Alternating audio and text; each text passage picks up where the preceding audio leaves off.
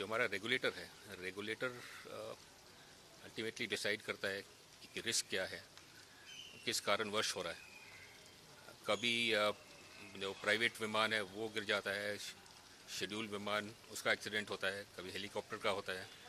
सो पूरा जो सिस्टम है, सिस्टमिक प्रॉब्लम है ये कोई ऐसी छोटी प्रॉब्लम नहीं है। सो पूरी सिस्टम की जांच होनी पड़ेगी इसके तय में जाने के लिए। कि एक एक्सीडेंट की एक वजह नहीं होती है, उसकी बहुत सारी वजह हो सकती है। कि विमान में कोई तकनीकी खराबी थी, पायलट की ट्रेनिंग में कोई डेफिशिएंसी थी, चूक थी, या क्लियरेंस में कुछ प्रॉब्लम थी।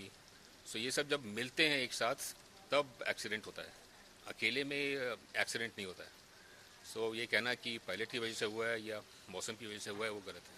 अभी फ़िलहाल जो हमें इंफॉर्मेशन मिल रही है कि मौसम ख़राब था, लेकिन रांची में तो सबको मालूम है कि मौसम अचानक से ख़राब हो जाता है, लेकिन मौसम की वजह से एक्सीडेंट होना मुश्किल है। जैसे पहले स्पाइस जेट में हमने देखा है, जो जमशेदपुर में एक्सीडेंट हुआ था, कि विमान में जो वेदर रडार है वो मौसम ठीक से देख नहीं पाया। इस कारण जो पायलट्स थे वो अपना डिसीजन नहीं ले पाए। तो सिर्फ बोलना कि मौसम की वजह से हुआ है, वो तो आगे एक्सीडेंट इन्वेस्टिगेशन ही बताएगा जो रिपोर्ट निकलेगी।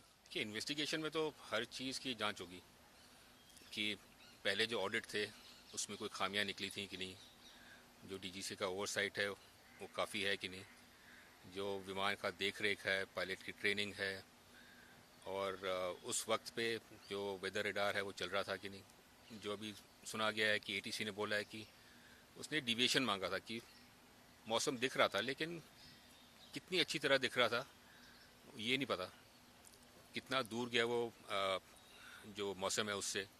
तो ये सब डिटर्मिन करता है कितना एक्यूरेट आपका डिसीजन है। रात के वक्त अगर आप जा रहे हैं तो आपका टेक्नोलॉजी अच्छा होना चाहिए नाइट फ्लाइंग में।